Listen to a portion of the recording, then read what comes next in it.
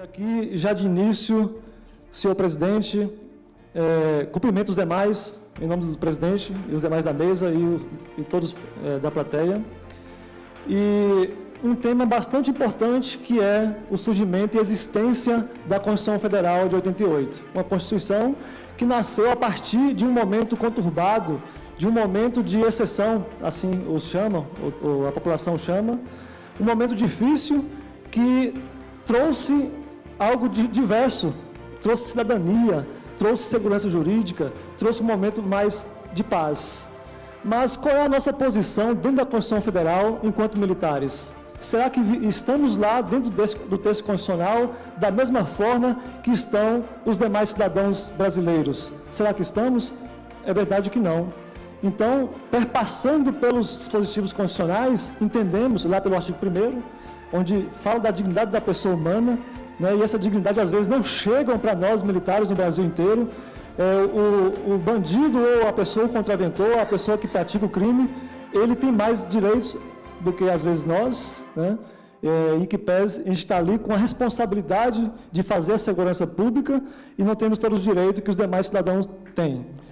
E ainda no artigo 5º, a Constituição de 88, ela vem e traz diversos dispositivos importantes para o país. Aí eu cito alguns deles aqui, por exemplo, a ampla defesa e o contraditório, o devido processo legal, que para nós demorou a ser aplicado.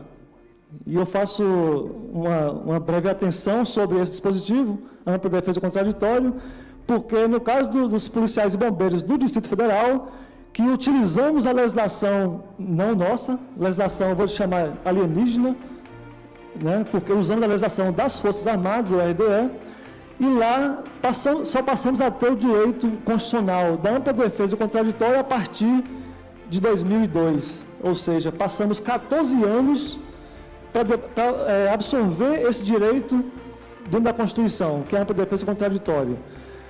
Isso ainda com outra dificuldade, que é a legislação que não é nossa, que é o RDE, Regulamento das Forças do Exército, sendo aplicado por um decreto distrital, o decreto 23.317, um outro equívoco, mas a partir daí é que surgiu ou se aplicou o direito constitucional da ampla defesa e contraditório. Então demoramos 14 anos para ter esse direito. Ainda dentro da Constituição, até porque o tema hoje é a Constituição, né, e agora 5 de outubro completa aí os seus 30 anos de existência, ainda temos outros meio-direitos, né?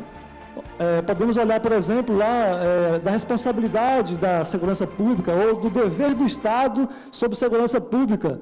Lá diz o seguinte, no artigo 144, que é dever do Estado, é direito e responsabilidade de todos a segurança pública. Mas será que a sociedade tem essa responsabilidade, qual a contribuição sobre segurança pública? Né? Então, é algo para a gente refletir. E ainda sobre direitos, né? O Fórum, do qual eu estou vice-presidente nesse momento, o Fórum tem discussões nessas duas casas legislativas. Uma delas é uma proposta de emenda à Constituição. A gente demorou muito para discutir nossos direitos aqui nessas casas. E nós temos uma proposta de emenda à Constituição chamada a 198, de 2016, que trouxe a porta única de ingresso nas corporações. É a primeira proposta, depois vem uma segunda de autoria do deputado subtenente Gonzaga, também expandindo para as demais forças de segurança pública do país.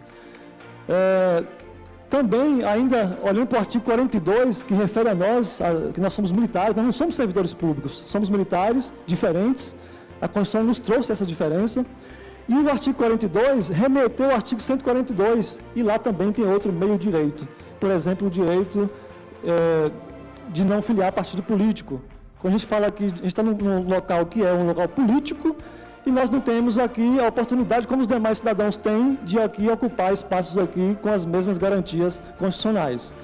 Voltando ainda para o artigo 14, ainda falando de questão eleitoral, o artigo 14, parágrafo 8º, ele também nos traz um meio-direito, onde aquele militar estadual ou do DF que se candidatar a um pleito eleitoral, ele tem que se afastar se ele tiver mais de 10 anos de serviço. Caso não tenha, ele tem que se afastar da corporação. Então, percebemos que é um meio direito. E aqui, nesse Congresso, tem uma proposta de emenda à Constituição, proposta 113A, de 2015, também para conformar esse direito. para não nos tratar igual às Forças Armadas, porque não somos Forças Armadas. As Forças Armadas têm como premissa a soberania nacional, nos termos da Constituição. E nós, diferente das Forças Armadas, não temos como premissa isso. A nossa função é diante da sociedade, é fazer segurança pública. Então, portanto, esse projeto de lei, 113A, se encontra no plenário do Senado, aguardando apenas ser pautado, para ser votado e nos trazer esse direito de aqueles policiais e bombeiros que, porventura, quiserem ser candidatos e concorrer a um pleito eleitoral, eles não serem, ao ser diplomados, não serem afastados definitivamente da atividade. Ainda voltando para a questão da dignidade da pessoa humana ou das prisões administrativas, aí o Fórum tem posição a respeito disso. O Fórum é contrário à prisão administrativa no Brasil inteiro e vem militando nesse sentido e apoiando proposições nessas duas casas aqui, principalmente na Câmara. E aí tem duas proposições importantes com esse tema. Uma delas é do subtenente Gonzaga, deputado subtenente Gonzaga, projeto de lei 148, que também falta apenas plenário do Senado Federal para ser aprovado e trazendo ali princípios constitucionais, inclusive, para dizer que não se aplica a prisão administrativa aos policiais e bombeiros no Brasil inteiro, que as prisões fiquem para os crimes.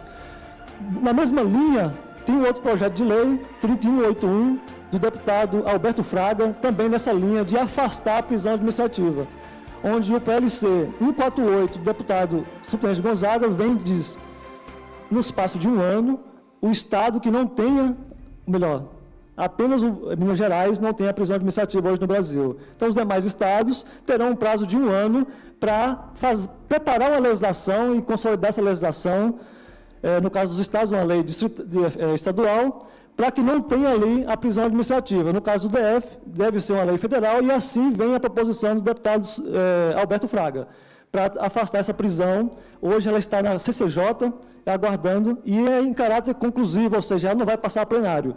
De modo que, uma vez aprovada, aqui na CCJ, segue para o Senado, passa pelas comissões e, sendo aprovado também, vai para a sanção presidencial. Então, finalizando minhas palavras, agradecer essa oportunidade de poder falar sobre segurança pública com viés constitucional. Então, senhor presidente, mais uma vez, obrigado por tudo. Obrigado, meu caro.